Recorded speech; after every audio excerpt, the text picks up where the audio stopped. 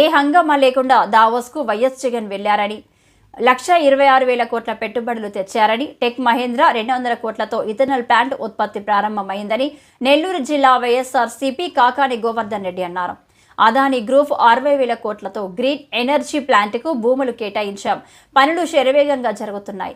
37,000 కోట్లతో గ్రీన్కు ఒప్పందం చేసుకుని ఓర్వకల్లులో భూములు కేటాయించామని చెప్పారు. ఉత్పత్తి ప్రారంభమైన ఈ ప్లాంట్కు డిప్యూటీ సీఎం పవన్ కళ్యాణ్ చూసి ప్రశంసించారని గుర్తు చేశారు. ఉద్యోగ ఉపాధి అవకాశాలు వీటి వల్ల మెరుగయ్యాయని తెలిపారు. నారా చంద్రబాబు నాయుడుకు చిత్తశుద్ధి ఉంటే మాపై బురద చల్లడం మాని ప్రచారాలు కనికట్టులతో కాకుండా వాస్తవంగా పెట్టుబడులు తెచ్చే ప్రయత్నం చేయాలని కాకాని గోవర్ధన్ రెడ్డి డిమాండ్ చేశారు.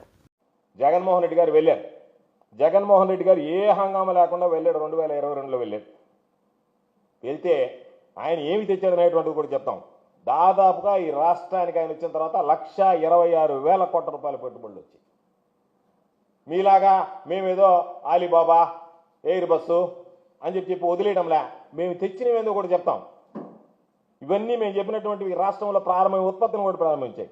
Tech Mahindra CEO CP Gurnani దాదాపుగా 200 కోట్ల పెట్టుబడితో ఇథనాల్ ప్లాంట్ పెట్టి ఇథనాల్ ప్లాంట్ పెట్టి ఉత్పత్తి కూడా ప్రారంభమైంది. అదానీ గ్రూప్ 60,000 కోట్లతో గ్రీన్ ఎనర్జీ ప్లాంట్ ఏర్పాటు చేసి భూములు కూడా కేటాయించాం. ఆ పనులు శరవేగంగా జరుగుతున్నాయి. 37,000 కోట్లతో గ్రీన్కు ఒప్పందం చేసుకుని ఓరకల్లో భూములు కేటాయించాం. ఉత్పత్తి కూడా ప్రారంభం కావడం చక్కచక్క జరిగిపోయాయి. పాపం ఈ మధ్య డిప్యూటీ సీఎం గారు పవన్ కళ్యాణ్ గారు కూడా వెళ్ళి బ్రహ్మాండమైనటువంటి ప్రాజెక్టు అని చెప్పి ప్రశంసించి వచ్చాడు. ఈ ప్రాజెక్టు బ్రహ్మాండమైనటువంటి ప్రాజెక్టు గ్రీన్కు అని చెప్పారని, అది జగన్మోహన్ రెడ్డి గారి హయాంలో వచ్చింది. అదేవిధంగా దాదాపుగా గ్రీన్ ఎనర్జీ ప్లాంట్కి సంబంధించి 28,000 కోట్ల రూపాయలతో ఒప్పందం చేసుకుని దాదాపుగా ఆ పనులు కూడా ఈరోజు కొనసాగుతూ ఉన్నాయి. కాబట్టి వీటి వల్ల ఉద్యోగాలు వచ్చాయి, ఉపాధి అవకాశాలు కలిగాయి, లక్షల మందికి అవకాశాలు మెరుగుపడ్డాయి. కాబట్టి ఏదైనా ఒక పర్యటనకు వెళ్ళినప్పుడు ప్రజలకు సంబంధించి నువ్వు పెట్టుబడులు తీసుకురావడం, ఆ పెట్టుబడులకు సంబంధించి ప్రజలకు ఉపయోగపడేటువంటి విధంగా చేయాలనేటువంటి తాపత్రయం ఉండకుండా మీరు ఉన్నటువంటి సమయం మొత్తం జగన్మోహన్ రెడ్డి గారిని, వైఎస్ఆర్ కాంగ్రెస్ పార్టీని దూషించడం, తోలనాటం, దానికోసం ఉపయోగించి ఈరోజు ఇంత నీతి మాలినటువంటి విధంగా ప్రవర్తించడం సరైనటువంటి పద్ధతి కాదు. కాబట్టి ఇప్పటికైనా మీకు చిత్తశుద్ధి ఉంటే నిజంగా మీకు ఆంధ్ర రాష్ట్ర ప్రజల మీద, ఆంధ్ర రాష్ట్రంలో ఉండేటువంటి నిరుద్యోగుల మీద, ఆంధ్ర రాష్ట్రంలో చదువుకున్నటువంటి యువత మీద వీళ్ళకి ఉద్యోగ ఉపాధి అవకాశాలు కల్పించాలి అనేటువంటి ఆలోచన ఉంటే దయచేసి ప్రచారం కోసం ప్రాకులాడకండి. ప్రచారం కోసం కోట్లాది రూపాయలు ఖర్చు పెట్టకండి. వాళ్ళ పట్ల చిత్తశుద్ధితో ఏమేమి కనికొట్టు విద్యలొద్దు, ఉన్నది లేనట్టు లేనిది ఉన్నట్టు చేసేటువంటి పరిస్థితి తీసుకురావద్దు.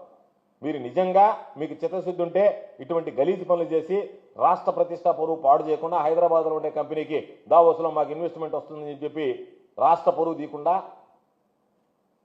దయచేసి చిత్తశుద్ధితో ప్రయత్నిస్తే మంచిది తప్ప అక్కడికి కూడా వెళ్ళి ఇక్కడ రోజు తిడుతున్నారు. రోజు మా మీద పత్రికలు రాస్తూ ఉన్నాయి, ఉన్ని లేని అన్నయ్య అని అన్నీ రాస్తూ ఉన్నాయి, సంబంధం లేనటువంటి వార్తలన్నీ రాస్తున్నాయి. మీకు ఏది ఇష్టం అనుకుంటే ఇది ఈ రోజు రాయండి అంటే రాసేస్తున్నారు. అది వాస్తవం అవాస్తవం అనేటువంటిది చూసుకోకుండా. కాబట్టి ఇక్కడ బురద చల్లేటువంటి కార్యక్రమం ఉంటే మళ్ళీ ఫ్లైట్లో బకెట్ల బురద తీసుకెళ్లి ఆడతల్లి సంతోషపడి వాళ్ళందరి దగ్గర ఎక్కడో యూరోప్ నుంచి వాళ్ళందరినీ తీసుకొచ్చి గంటలు వాళ్ళ కంఠశోష, వాళ్ళ పాప ఆవిడంతలతో అల్లాడిపోతున్నారు మీ దెబ్బకి తట్టుకోలేక. కాబట్టి దయచేసి ఇటువంటివి లేకుండా ఇప్పటికైనా చిత్తశుద్ధితో మీరు దావోస్ వెళ్ళారు కాబట్టి అక్కడ ఏదన్నా ఈ రాష్ట్రానికి ఉపయోగపడేటువంటి పెట్టుబడులు, పరిశ్రమలు వస్తే దాని మీద దృష్టి పెట్టండి, దాని మీద చిత్తశుద్ధిగా పనిచేయండి. 2014-2019 మధ్య మీరు చేసినటువంటి దావోస్ పర్యటనలో రాష్ట్రానికి వరగబెట్టింది శూన్యం. కాబట్టి మరలా ప్రజల డబ్బుని మీరు మీ విలాసాలకి ఖర్చు పెట్టుకోకుండా, మీ ప్రచారానికి వాడుకోకుండా దయచేసి ఇప్పటికైనా చిత్తశుద్ధితో దావోస్ పర్యటన విజయవంతంగా పూర్తి చేసుకొని మీరు రాష్ట్రానికి పెట్టుబడులు, పరిశ్రమలు తీసుకొచ్చి యువతకు ఉద్యోగ ఉపాధి అవకాశాలు కల్పిస్తారని మేము ఆశిస్తున్నాం. దానికి భిన్నంగా మీరు ప్రవర్తిస్తే భగవంతుడు కూడా మిమ్మల్ని క్షమించడం అనేటువంటి విషయాన్ని మీరు గుర్తుపెట్టుకుంటే మంచిదని మీకు హితవు చెప్తున్నాం. సార్, మీరు చెప్పిన టెక్ మహేంద్ర కానీ అదానీ కానీ ఇద్దరు ఇండియాలో ఉండేవాళ్ళు, వాళ్ళు ఇండియాలో కలవచ్చు కదా, అక్కడ దావోస్ కాదు నీకు అందుకనే పాప నీకు కొంచెం సబ్జెక్ట్ తక్కువ నీకు. ఇవన్నీ కంపెనీస్ అన్ని సంబంధించినటువంటి దాంట్లో ఇక్కడ ఆంధ్రాలో ఉండరోళ్ళు, ఇండియాలో ఉండరోళ్ళు, బయట ఎన్ఆర్ఎస్ ఉంటారు. అర్థమైందా? ఎవడు ఎక్కడ ఉంటాడు కదా, ఆ కంపెనీ ఇక్కడ ఉంటుంది. అందుకని చెప్పి వీళ్ళు ఇక్కడ అదానీ అనేటువంటి వాడికి మొన్న మీరే రాస్తే ఆయన అమెరికాలో చేసాడు, అది చేసాడని చెప్పారు. అందుకని చెప్పి వాళ్ళు ఎక్కడ దీని అవసరం ఉంటుందో అక్కడికి పోయి మారుస్తారు తప్ప ఇప్పుడు దావోస్ అందరూ వెళ్తారు, పరిశ్రమ కాదు. రియల్ ఎస్టేట్ పోయి గల్ఫ్ పరిశ్రమ పెట్టాలంటే ఆడ బెటరు. ఈ గలీజ్ పనులు అంటే ఇప్పుడేంది గల్ఫ్లు రియల్ ఎస్టేట్. ఇప్పుడు నేను ఇక్కడ నెల్లూరులో బిల్డింగ్ కట్టడానికి నెల్లూరులో కడతానా బిల్డింగ్, నేను మన ఢిల్లీకి పోయి నెల్లూరులో బిల్డింగ్ కడతానని చెప్తానా? కాబట్టి వీళ్ళు మల్టీనేషనల్ కంపెనీస్ని ఎస్టాబ్లిష్ చేసినటువంటి వాడు ఇండియా వాడైనా ఎగ్జిబిషన్స్కి వెళ్ళినప్పుడు అక్కడ ఏముంది అనేటువంటిది చూసి అక్కడ వాళ్ళ అవసరాలు, అక్కడ ఉన్నటువంటి పరిస్థితిని బట్టి అక్కడ వాళ్ళు మాట్లాడతారు. వాళ్ళకి ఇచ్చేటువంటి ఏమి ఇస్తారు, ఎటువంటి బెనిఫిట్స్ ఇస్తారు అనేటువంటి దాని మీద మాట్లాడతారు. ఈ గల్ఫ్ కోర్టులు, దీనికి సంబంధించినటువంటి స్థలం కేటాయించడం వీటి కోసరం కాదు. ఆంధ్రాలో మేము గల్ఫ్ కోర్స్ పెడతాం. 5 సంవత్సరాల కాలంలో ఒక్కసారి దావోస్కి వెళ్ళారు ముఖ్యమంత్రి గారు. అవసరం లేదు. నేనే చెప్పా. ఎందుకని వెళ్ళలేకపోయారు? నేనే చెప్పా. ఒకసారి వెళ్ళాడు, చూశాడు, ఎంతవరకు తీసుకురావాలో అంతవరకు తీసాడు. అందుకే నేను చెప్పా, మీరు 5 సార్లు ఫ్లైట్లు వేసుకొని ప్రజల డబ్బు తీసుకొని విలాసం ఖర్చు పెట్టడం కాదు, ఎన్నిసార్లు వెళ్ళామనేటువంటిది కాదు అవసరం, ఎంత తీసుకురాగలిగాం, ఎంత పెట్టుబడులు సఫలీకృతమయ్యాయి, మెటీరియలైజ్ అయ్యేది అనేది ఇంపార్టెంట్. అందుకని ముఖ్యమంత్రి గారే వెళ్ళాలా, చంద్రబాబు గారు లాగా ఆయన వెళ్ళి ఆయనే ఉండాలా, ఆయన వల్లనే ఒరిగిందనా అనేటువంటి ఆలోచన చేసేటువంటి వాడు కాదు. రాష్ట్రానికి సంబంధించినటువంటి ప్రతినిధి బృందం వెళ్ళాలా, వాళ్ళ ద్వారా ఈ రాష్ట్రంలో ఉండేటువంటి ఈజ్ ఆఫ్ డూయింగ్ బిజినెస్ గురించి చెప్పాలా, దాని ద్వారా పెట్టుబడులను ఆకర్షించాలా, ఈ రాష్ట్రం ముందుండాలా, ఆంధ్ర రాష్ట్ర ప్రగతిని గురించి పెట్టుబడులు రావాలి తప్ప జగన్మోహన్ రెడ్డి గారు, చంద్రబాబు నాయుడు గారు కూర్చుంటే కాదు కదా. ఈయన ఏంటంటే ఎవడొచ్చినా రాకపోయినా, పెట్టుబడులు వచ్చినా రాకపోయినా నాకు ప్రచారం వస్తే చాలు అనేటువంటి దురుద్దేశం కలిగినటువంటి వాడు. కాబట్టి ఇతను మాత్రం నువ్వు చెప్పిన ఆన్సర్లోనే సమాధానం ఉంది. సార్ ఇప్పుడు అయితే మీరు ఇన్ని పెట్టుబడులు తెచ్చారు కదా, ఈ పెట్టుబడులు తెచ్చినా మీరు చెప్పుకోవడంలో ఫెయిల్ అయ్యారా గతంలో? చెప్పుకోవడానికి ఫెయిల్ కావడం కాదు, అది అనవసరమైనటువంటి ఆర్భాటం లేదని ముందే చెప్పాను నేను. మేము ఎప్పుడు ఆర్భాటాలకు దూరంగా ఉన్నాం. ఇతను చేసేది రవ్వంతా, ప్రచారం కొండంతా. మాది చేసింది కొండంతా, ప్రచారం రవ్వంతా. ప్రజలకు ఉపయోగపడాలనేటువంటి ఆలోచన చేసాం. ప్రజలు రాష్ట్రం కోసం పనిచేయాలనుకున్నాం. అది మా బాధ్యతగా భావించాడు జగన్మోహన్ రెడ్డి గారు. మా పార్టీ దాన్ని బాధ్యతగా భావించింది. అంతే తప్ప ఈ డప్పు కొట్టుకుంటా మామూలుగా ఎన్డీటీఓ వాళ్ళకి 1 కోటి రూపాయలు, ఇంకొక సిఎన్బిసి ఛానల్కి ఎంత డబ్బులు ఇచ్చి వాళ్ళందరినీ తోడే తీసుకెళ్లి విమానంలో వాళ్ళందరికీ ఖర్చులు పెట్టి వాళ్ళందరి దగ్గర రోజు వాళ్ళు ప్రమోట్ చేయడానికి అనేటువంటి ఆలోచన చేసి ఏముంది, ప్రజల సొత్తు చంద్రబాబు జల్సా చేయడమే. వ్యవసాయాన్ని కార్పొరేటీకరణ చేసేందుకు రైతు మెడకు ఉరితాడులా వ్యవసాయ సాంకేతిక చట్టం, సహకార చట్టం వంటి కేంద్రం నూతన చట్టాలు తీసుకొస్తుందని రైతు వ్యవసాయ కార్మిక సంఘాల నాయకులు ఆందోళన వ్యక్తం చేశారు. బుధవారం ఏలూరు పవరుపేటలోని అన్య భవనంలో సంయుక్త కిసాన్ మోర్చా జిల్లా సమావేశం నిర్వహించారు. ఈ నెల 26న కేంద్ర ప్రభుత్వ రైతు కార్మిక వ్యతిరేక విధానాలపై జరుగుతున్న నిరసనలు, ర్యాలీలను విజయవంతం చేయాలని సమావేశం పిలుపునిచ్చింది.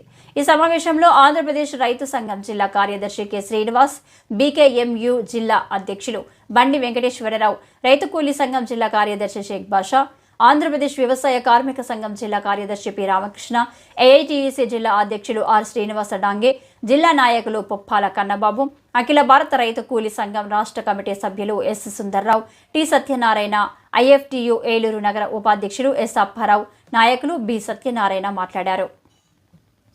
ఢిల్లీ రైతు ఉద్యమం సందర్భంగా రాతపూర్వకంగా ఇచ్చిన వాగ్దానాలను కేంద్ర ప్రభుత్వం గాలికి వదిలేసిందని విమర్శించారు. రైతు ఉద్యమానికి తలవంచి రద్దు చేసిన చట్టాలలోని విధానాలతోనే తిరిగి కొత్త చట్టాలను తీసుకువస్తుందని ఆందోళన చేశారు. కేంద్ర ప్రభుత్వం కొత్తగా తీసుకువచ్చిన సహకార చట్టం, వ్యవసాయ సాంకేతిక చట్టం మొత్తం రైతాంగాన్ని కార్పొరేట్ కంపెనీల పెత్తం క్రిందకు తెచ్చేందుకేనని అన్నారు. సహకార చట్టంలో చేసిన మార్పుల వల్ల సహకార పరపతి సంఘాలు, పాడి సహకార సంఘాలు, మత్స్య సహకార సంఘాలు మొత్తాన్ని కార్పొరేట్ కంపెనీల గొడుగు క్రిందకు చేర్చడమే లక్ష్యంగా ఉన్నాయన్నారు. సహకార వ్యవస్థలన్నీ కార్పొరేట్ కంపెనీల హస్తగతం అవుతాయని చెప్పారు. కేంద్ర ప్రభుత్వం నూతనంగా జారీ చేసిన వ్యవసాయ మార్కెట్ల జాతీయ విధాన చట్టం ప్రకారం మొత్తం విధానాలను వ్యవసాయ ఆధారిత పరిశ్రమాధిపతులు, ఎగుమతి దిగుమతిదారులు, విదేశీ వ్యాపారులు రైతుల పంటలను స్వేచ్ఛగా కొనుగోలు చేయడం, నిల్వ చేసుకోవడం, ఎగుమతి చేసుకోవడానికి అనుకూలంగా మార్పులు చేసిందన్నారు. ఆహార భద్రతా చట్టం కొనసాగింపు, ఉపాధి హామీ పథకం విస్తరణ, కౌలు రైతులకు రక్షణ సాధించడంతో పాటు కార్మికులకు నష్టకరమైన 4 కార్మిక కోడ్లను రద్దు చేయించడం వంటి చర్యలు చేపట్టాలని డిమాండ్ చేశారు.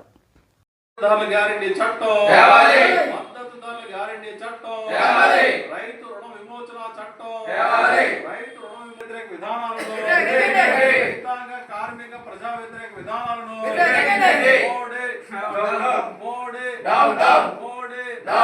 రైతు వ్యతిరేక మోడీ, కార్మిక వ్యతిరేక మోడీ, కార్మిక వ్యతిరేక మోడీ, రద్దు చేయలేదు 4 లేబర్ కోడ్లను, ఆపాలి వ్యవసాయ మార్కెట్ల ప్రైవేటీకరణను, వ్యవసాయ మార్కెట్ల ప్రైవేటీకరణ ఫ్రేమ్ వర్క్ ను వ్యవసాయ మార్కెట్ల ప్రైవేటీకరణ ఫ్రేమ్ వర్క్ ను రద్దు చేయాలి. నూతన కోఆపరేటివ్ పాలసీని, కోఆపరేటివ్ విధానాన్ని, నూతన కోఆపరేటివ్ విధానాన్ని పరిష్కరించాలి. రైతాంగ సమస్యలను వర్ధిల్లాలి. రైతులు కార్మికుల ఐక్యత, కార్మిక కర్షక ఐక్యత. 26వ తారీఖు నిరసన ర్యాలీ కార్యక్రమాలను, 26వ తారీఖు నిరసన ర్యాలీ కార్యక్రమాలను కేంద్ర మోడీ ప్రభుత్వం రైతాంగానికి ఇచ్చిన హామీలను వెంటనే అమలు చేయాలని చెప్పేసి ఈ సందర్భంగా డిమాండ్ చేస్తా ఉన్నాం. ఈ కేంద్ర ప్రభుత్వం రైతాంగ సమస్యల పట్ల, కార్మికుల సమస్య పట్ల చాలా మొండిగా, చాలా నిర్లక్ష్యంగా వహిస్తూ ఉన్నది. ఇచ్చిన హామీలు కూడా అమలు చేయలేదు. అందుకే రిపబ్లిక్ డే సందర్భంగా దేశవ్యాప్తంగా ట్రాక్టర్లు, బైకులు అట్లాగే నిరసన ర్యాలీలు నిర్వహించాలని చెప్పేసి పిలిపించిన పరిస్థితి ఉంది. దాంట్లో భాగంగానే జిల్లాలో కూడా ఏలూరుతో పాటు వివిధ ప్రాంతాల్లో కూడా ఈ కార్యక్రమాల్ని నిర్వహిస్తూ ఉన్నాం. రైతులు, కార్మికులు, వ్యవసాయ కార్మికులు పెద్ద సంఖ్యలో పాల్గొని విజయవంతం చేయాలని చెప్పేసి విజ్ఞప్తి చేస్తూ ఉన్నాం. కేంద్ర మోడీ ప్రభుత్వం దేశ రైతాంగానికి క్షమాపణ చెప్పి 3 వ్యవసాయ నల్ల చట్టాలు రద్దు చేసింది. కానీ ఇవాళ తిరిగి అవే చట్టాలను అమలు చేయడం కోసం ఇవాళ నూతన పాలసీల పేరుతోటి ఆ చట్టాలను తిరిగి దొడ్డిదారిని అమలు చేసిన కోసం కుట్రలు చేస్తూ ఉంది. చాలా దారుణం చెప్పేసి భావిస్తూ ఉన్నాం. వ్యవసాయ మార్కెట్లని కార్పొరేటీకరించేందుకు, ప్రైవేటీకరించేందుకు నూతన ఫ్రేమ్వర్క్ అనే పేరుతోటి ఇవాళ కొత్త విధానాన్ని తీసుకొస్తా ఉంది. అట్లాగే సహకార వ్యవస్థని మరి నాశనం చేసే దాని కోసం నూతన సహకార పాలసీని కూడా కేంద్ర ప్రభుత్వం తీసుకురాబోతా ఉంది. అంతేకాకుండా డ్యామ్ అనే పేరుతో, అంటే డిజిటలైజేషన్ ఆఫ్ అగ్రికల్చర్ మిషన్ అనే పేరుతోటి మొత్తం వ్యవసాయాన్ని కార్పొరేట్లు కట్టబెట్టే దానికోసం కూడా ప్రయత్నం చేస్తూ ఉంది. కాబట్టి వీటన్నిటిని కూడా మేము సంయుక్త కిసాన్ మోర్చాగా తీవ్రంగా వ్యతిరేకిస్తూ ఉన్నాం. రైతాంగానికి ఇచ్చిన ప్రధానంగా మద్దతు ధరల గ్యారెంటీ చట్టాన్ని తీసుకురావాలని చెప్పేసి కోరుతా ఉన్నాం. ఇప్పటికే రైతు నాయకుడు దల్లేవాల గారు నిరాహార దీక్ష చేస్తూ ఉన్నారు. ఆయన దీక్ష విరమించారు. అయితే ఫిబ్రవరి 14వ తారీఖున రైతు సంఘాలతో చర్చిస్తామని చెప్పి చెప్తా ఉన్నారు. ఇది చాలా దారుణం. కాబట్టి ఈ లోపుగానే రైతు సంఘాలతో కేంద్ర ప్రభుత్వం చర్చించి అలా మద్దతు ధర గ్యారెంటీ చట్టం తీసుకురావాలని చెప్పేసి కోరుతా ఉన్నాం. అట్లే కార్మిక వ్యతిరేక లేబర్ కోడ్ని రేపు ఏప్రిల్ 1 నుంచి అమలు చేయాలని చెప్పేసి కూడా కేంద్ర ప్రభుత్వం ఆలోచన చేస్తూ ఉన్నారు. ఇది కూడా చాలా దుర్మార్గం అని చెప్పేసి భావిస్తూ ఉన్నాం. 4 లేబర్ కోడ్లు కూడా తక్షణం రద్దు చేయాలని చెప్పేసి సందర్భంగా కోరుతా ఉన్నాం. జిల్లా అధ్యక్షుడిని నెల 26వ తారీఖున భారత రిపబ్లిక్ 75వ దినోత్సవ సందర్భంగా సంయుక్త కిసాన్ మోర్చా, కేంద్ర కార్మిక సంఘాలు కేంద్ర ప్రభుత్వం అనుసరిస్తున్న రైతాంగ కార్మిక వ్యతిరేక విధానాలను నిరసిస్తూ నిరసన కార్యక్రమాలకి, ర్యాలీలకి పిలుపుకోవడం జరిగింది. అందులో భాగంగా ఈరోజు అన్నే భవన్లో సంయుక్త కిసాన్ మోర్చా, కార్మిక సంఘాల, వ్యవసాయ కార్మిక సంఘాల సంయుక్త సమావేశం నిర్వహించడం జరిగింది. ఈ సమావేశం ప్రధాన నిర్ణయం ఏంటంటే, నేను 26వ తేదీన ఏలూరులో ఉదయం 10 గంటలకి అంబేద్కర్ విగ్రహం దగ్గర నుంచి అలాగే వస్తమాల్ సెంటర్లో ఉన్న పొట్టుచెల విగ్రహాల వరకు ర్యాలీ జరపాలని, అంబేద్కర్ సెంటర్లో నిరసన చేయాలని చెప్పేసి ఈ సమావేశం నిర్ణయించడం జరిగింది. ప్రధానంగా కేంద్ర ప్రభుత్వం అనుసరిస్తున్న రైతులకు సంబంధించిన ఏవైతే మొన్న 3 వ్యవసాయ నష్టాలు రద్దు సందర్భంగా ఇచ్చిన హామీలు ఉన్నాయో హామీలు అమలు చేయాలని, 4 కార్మికులకు సంబంధించి 4 కార్మిక కోట్లను రద్దు చేయాలని, అలాగే ప్రైవేటీకరణ విధానాన్ని వినాడాలని, అలాగే వ్యవసాయ కార్మికులకు సంబంధించి గ్రామీణ ఉపాధి పథకాన్ని పటిష్టంగా అమలు చేయాలని చెప్పేసి డిమాండ్ చేస్తూ ఈ కార్యక్రమం జరుగుతుంది. ఈ కార్యక్రమంలో రైతులు, వ్యవసాయ కార్మికులు పెద్ద సంఖ్యలో పాల్గొనాలని చెప్పేసి విజ్ఞప్తి చేస్తున్నాం. అదేవిధంగా జిల్లాలో ఇతర సెంటర్లో, రెవెన్యూ డివిజన్లోను, మండల హెడ్ క్వార్టర్లోను, పట్టణ కేంద్రాల్లో, ఆయా ప్రాంతాలలో ఆయా సంఘాలు సమన్వయపరుచుకొని కార్యక్రమాలు చేయాలని చెప్పేసి పిలుపునిస్తుంది జరుగుతుంది. ఆంధ్రప్రదేశ్ రాష్ట్ర సహాయ కార్యదర్శిని. సంయుక్త కిసాన్ మోర్చా, కేంద్ర కార్మిక సంఘాల సమన్వయ సమితి 2 కలిసి జనవరి 26వ తారీఖున ఇచ్చినటువంటి నిరసన కార్యక్రమానికి సంబంధించిన దాంట్లో మొత్తం రైతాంగం, కార్మికులందరూ కూడా పాల్గొని విజయవంతం చేయాల్సిన అవసరం ఉందని మేము పిలుపునిస్తున్నాం. కేంద్ర ప్రభుత్వం ఏదైతే రైతాంగ వ్యతిరేక విధానాలు వీటిని అమలు చేస్తుందో వాటి నుంచి విరమించుకొని రైతాంగానికి సంబంధించిన కనీస మద్దతు ధరల చట్టాన్ని వెంటనే తీసుకురావాలని, ఢిల్లీలో ఆందోళన చేస్తున్నటువంటి దల్లేవాళ్ళకు సంబంధించిన ఆరోగ్యం ఇంకా క్షీణిస్తుంది. వెంటనే ఈ రైతాంగ సమస్యలు పరిష్కారం చేసి రైతాంగానికి సంబంధించిన దాంట్లో డిమాండ్లు పరిష్కారం చేయాలని మేము సంయుక్త కిసాన్ మోర్చాగా డిమాండ్ చేస్తున్నాం. ఇంకొక వైపు కేంద్ర ప్రభుత్వం వ్యవసాయ రంగంలో తీసుకొస్తున్న విధానాలన్నీ కూడా బడా కంపెనీలకు, కార్పొరేట్లకు, అట్లాగే సామ్రాజ్యవాదులకు అనుకూలమైన విధానాలు చేపడుతుంది. వాటన్నిటి నుంచి కూడా విరమించుకోవాలని, వాటికి వ్యతిరేకంగా కూడా భవిష్యత్తులో రైతాంగం పెద్ద ఎత్తున ఉద్యమాలకి సంసిద్ధం కావాల్సిన అవసరం ఎంతైనా ఉందని మేము భావిస్తున్నాం. పి రామకృష్ణ, వ్యవసాయ కార్మిక సంఘం జిల్లా ప్రధాన కార్యదర్శి. ఈరోజు రిపబ్లిక్ డే సందర్భంగా కిసాన్ సంయుక్త మోర్చా ఇచ్చిన పిలుపులో భాగంగా అన్ని సంఘాల ఆధ్వర్యంలో అన్ని భవనంలో మీటింగు నిర్వహించడం జరుగుతుంది. ప్రధానంగా కిసాన్ సంయుక్త మోర్చాకి ఇచ్చిన హామీలు, కేంద్ర ప్రభుత్వం ఇచ్చిన హామీలు ఈ రోజుకి నెరవేర్చలేదు. ఓ పక్క కార్మిక చట్టాలను లేబర్ కోడ్లను మొత్తం 4 కోడ్లుగా కుదించేసి కార్మికులపైన భారాలు వేస్తున్నారు. రెండో పక్క రైతాంగానికి ఇచ్చిన హామీల్ని ఈ రోజుకి నెరవేర్చలేదు. ఓ పక్క రైతాంగానికి ఇచ్చిన చట్టాలను రద్దు చేస్తామని ఆర్భాటానికి ప్రచారం చేశారు. కానీ ఈ రోజుకి ఆ చట్టాలు అమలు చేయడం కోసం, వ్యవసాయ రంగాన్ని మొత్తం కార్పొరేట్ వ్యవసాయంగా తీర్చిదిద్దడం కోసం మోడీ కేంద్ర ప్రభుత్వం వ్యవహరిస్తుంది. ఈ రాష్ట్రంలో కూడా ఎన్డీఏ కూటమి సంబంధించిన కూటమి ప్రభుత్వం కూడా అలాంటి వ్యాపారాలే చేస్తున్న పరిస్థితి మనకు కనబడుతుంది. కాబట్టి వ్యవసాయాన్ని కాపాడాల్సిన కేంద్ర రాష్ట్ర ప్రభుత్వాలు వ్యవసాయాన్ని కుంటుపరిచే విధంగా చేస్తుంది. రెండో పక్క వ్యవసాయంలో కీలక పాత్ర పోషిస్తున్న వ్యవసాయ కార్మికుల గురించి ఈ కేంద్ర రాష్ట్ర ప్రభుత్వాలు ఎక్కడా మాట్లాడలేదు. ఈరోజు వ్యవసాయ కార్మికులు రోజుకి దిగజారిపోతున్న పరిస్థితి కనబడుతుంది. ఒకప్పుడు వ్యవసాయంలో రైతులు వ్యవసాయ కార్మికులు జోడిలా పనిచేసిన వాళ్ళని ఈరోజు వ్యవసాయ కార్మికులు వేరు చేసే పరిస్థితిగా కేంద్ర రాష్ట్ర ప్రభుత్వాలు వ్యవహరిస్తున్నాయి. ఈరోజు రైతులు వ్యవసాయ కార్మికులు కలిస్తేనే పంట చేతికొస్తున్న విషయం ప్రభుత్వాలు ఆలోచించాల్సిన అవసరం కూడా ఉందనేది మేము వ్యవసాయ కార్మిక సంఘంగా కోరుతున్నాం. రెండో పక్క ఈరోజు జాతీయ గ్రామీణ ఉపాధి హామీ పథకంలో పనిచేస్తున్న కూలీలకి 10 దినాలు పెంచాల్సిన అవసరం ఉందనేసి ఓ పక్క సుప్రీంకోర్టు లాంటి న్యాయస్థానాలు చెబుతున్నా దానికి ఈ రోజుకి కేంద్రం ఒక చట్టంగా తీసుకొచ్చిన తర్వాత నుంచి ఈ రోజుకి దాన్ని అమలు చేయడంలో కీలక పాత్ర పోషించిన కేంద్ర ప్రభుత్వం అలా చేయడం లేదు. ఈ రాష్ట్రాలకి నిధులు పెంచాల్సిన అవసరం ఉంది. ఆ నిధులు పెంచే విషయంలో కూడా కేంద్ర ప్రభుత్వం జాప్యం చేస్తుంది. కాబట్టి ఉపాధి హామీ చట్టాన్ని రక్షించాలి. వ్యవసాయాన్ని ప్రైవేటీకరణ కాకుండా కేంద్రం ఏదైతే రైతుకు ఇచ్చిన హామీలు ఉన్నాయో ఆ హామీలు అమలు చేయాలని మేము వ్యవసాయ కార్మిక సంఘంగా డిమాండ్ చేస్తున్నాం. సంయుక్త కిసాన్ మోర్చా ఈ సమావేశం ముఖ్య ఉద్దేశం ఏంటంటే, రేపు జనవరి 26వ తారీఖు రాజ్యాంగ దినోత్సవం రోజునే ఈ రైతు సంఘాలు, కార్మిక సంఘాలు కూడా కేంద్ర రాష్ట్ర ప్రభుత్వాలు అవలంబిస్తున్నటువంటి వ్యతిరేక విధానాల మీద ఈ నిరసన కార్యక్రమాలు జరపడం జరుగుతుంది.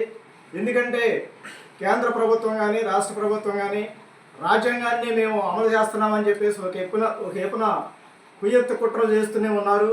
రాజ్యాంగాన్ని తుంగలో తొక్కేసి రైతు నల్ల చట్టాలను మళ్ళీ మార్కెట్లో ప్రవేశించి కార్పొరేట్ విధానాలను ముందుకు తీసుకురావడానికి ప్రయత్నం చేస్తున్నటువంటి నరేంద్ర మోడీని గద్దెదించే వరకు కూడా ఈ నిరసన వ్యక్తులు చేసి ఈ కార్యక్రమాలు మరింత ఉధృతం చేసి గద్దెదించే వరకు కూడా ఈ పాలకుల్ని నిద్రపోనివ్వకుండా ఈ సంయుక్త కిసాన్ మోర్చా తరపు నుంచి మరింత పోరాటాలని ఊవెత్తున చేస్తామని చెప్పేసి తెలియజేస్తూ ఈ డిమాండ్లు రైతుకి ఇచ్చినటువంటి హామీలు కానీ, అలాగే కార్మిక రంగానికి ఇచ్చినటువంటి హామీలు కానీ, అలాగే విద్యారంగాన్ని బస్టు పట్టిస్తున్నారు. ఆ విద్యారంగాన్ని కూడా సరైన రీతిలో అమలు చేసే వరకు కూడా మేము పోరాటాలు చేస్తామని చెప్పేసి తెలియజేస్తూ సెలవు తీసుకుంటాం. అలాగే రేపు 26వ తారీఖున జనవరి 20వ తారీఖున వ్యవసాయ కూలీ చట్టాల గురించి రేపు అంబేద్కర్ బొమ్మ నుంచి అలాగే ర్యాలీగా వెళ్ళడానికి అన్ని పార్టీలు కలిసి ఈ సమావేశం ఏర్పాటు చేయడం అందే భవనంలో ఏర్పాటు చేయడం జరిగింది. దీన్ని ఖచ్చితంగా కేంద్ర రాష్ట్ర ప్రభుత్వాలు కూడా వ్యవసాయ నల్ల చట్టాలు కూడా అమలు చేయడంలో చాలా విఫలమవుతున్నాయి.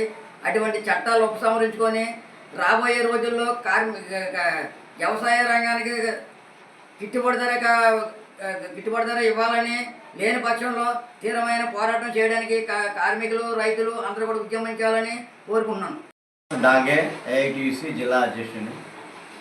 కేంద్ర ప్రభుత్వం తీసుకొచ్చిన నూతన జాతీయ వ్యవసాయ మార్కెటింగ్ విధానాన్ని రద్దు చేయాలని, స్వామినాథన్ కమిషన్ సిఫార్సులు అమలు చేయాలని, కార్మికులకు నష్టం కలిగించే 4 లేబర్ కోడ్లను రద్దు చేయాలని, కార్మికులకి కనీస వేతనాలు అమలు చేయాలని డిమాండ్ చేస్తూ కేంద్ర కార్మిక సంఘాలు సంయుక్త కిసాన్ మోర్చా ఇచ్చిన పిలుపు మేరకు రేపు జనవరి 26వ తారీఖున ఏలూరులో పెద్ద ఎత్తున నిరసన కార్యక్రమం చేపట్టడం జరుగుతుంది.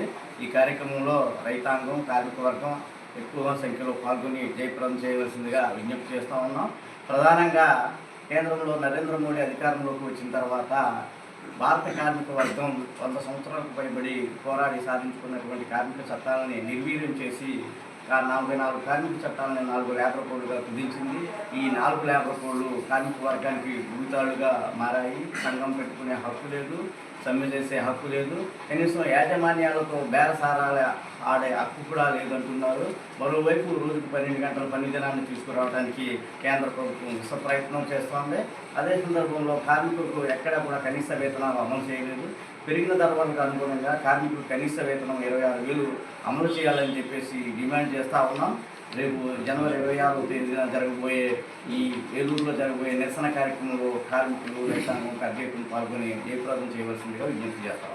కోరుకొండ జనసేన పార్టీ కార్యాలయం నందు ఏర్పాటు చేసిన ప్రెస్ మీట్లో బత్తుల వెంకటలక్ష్మి మాట్లాడుతూ జక్కంపూడి రాజా ఆరోపణలు అన్ని అవాస్తవమని, అవన్నీ బూటకపు కబుర్లు అని ఎద్దేవా చేశారు. అలాగే గత ప్రభుత్వ విధానాలు నచ్చక నేను నా ఎంపీటీసీ పదవికి రాజీనామా చేస్తే దానిని ఆమోదించకుండా అధికారులను భయభ్రాంతులకు గురిచేసి నా రాజీనామాను ఆమోదించకుండా మీ అధికారం చూపించారు అన్నారు. కూటమి ప్రభుత్వం అధికారంలోకి వచ్చిన వెంటనే నా రాజీనామాను ఆమోదించడం జరిగిందని ఈ సందర్భంగా తెలియజేశారు.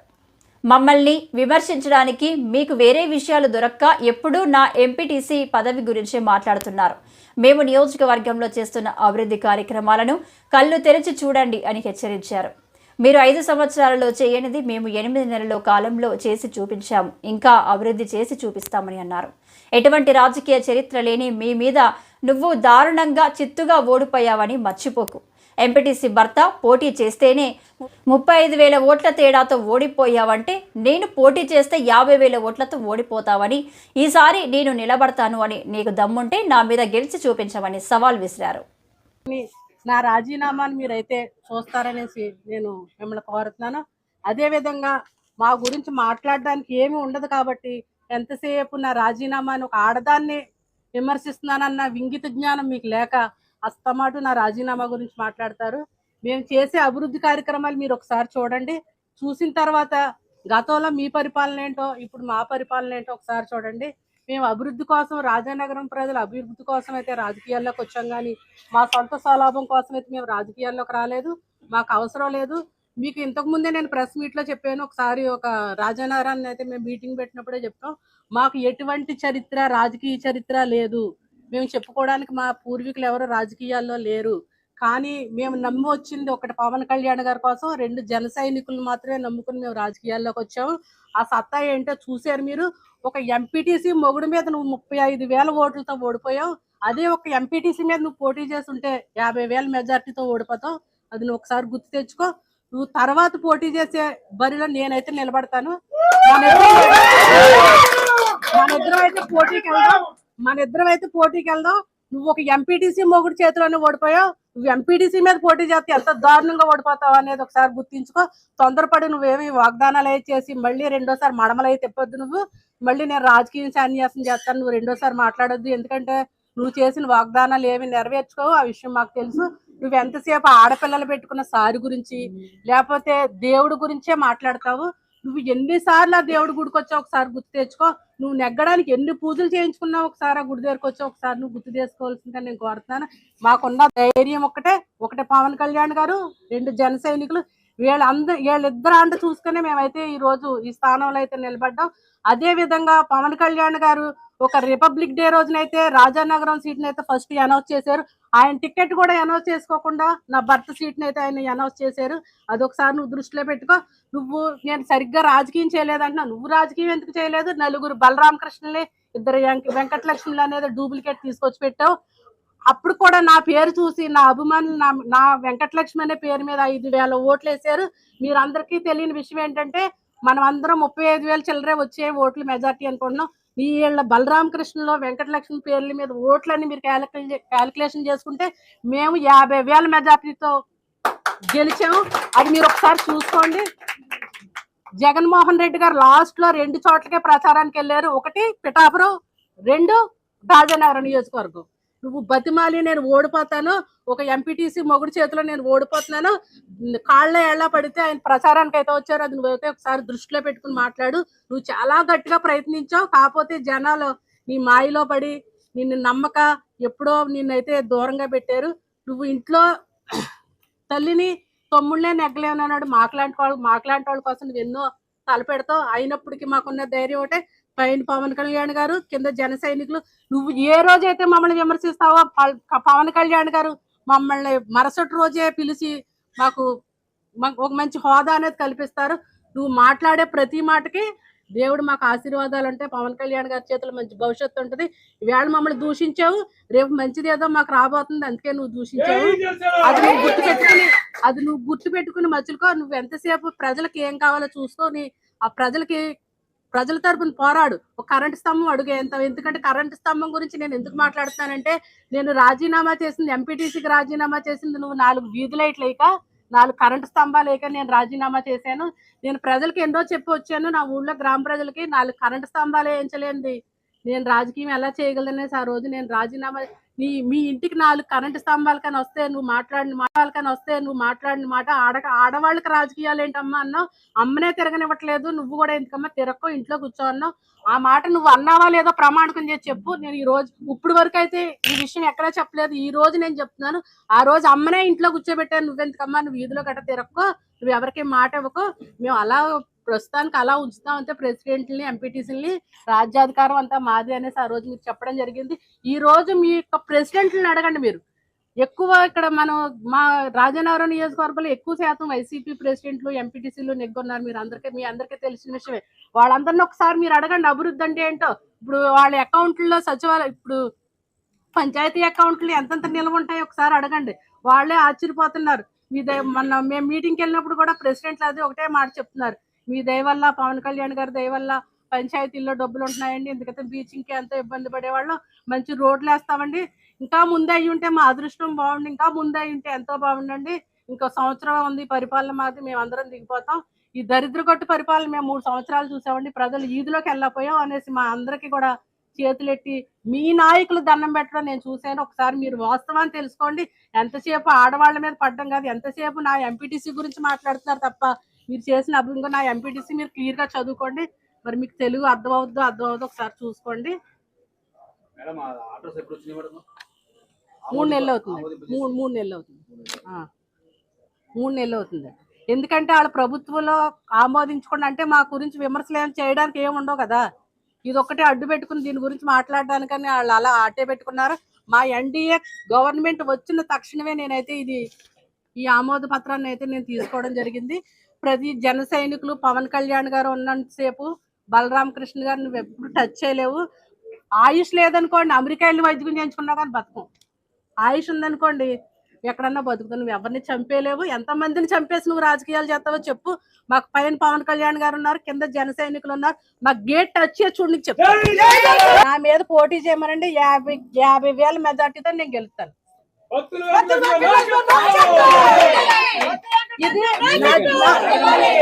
నేను ఈ సవాలు విసరడానికి మూల కారణం నా జన సైనికులు, మా పైన ఉన్న పవన్ కళ్యాణ్ గారి మీద ధైర్యం నాకు. ఆయన ఎంపీటీసీ పోటీ చేయమండి. ఎంపీటీసీ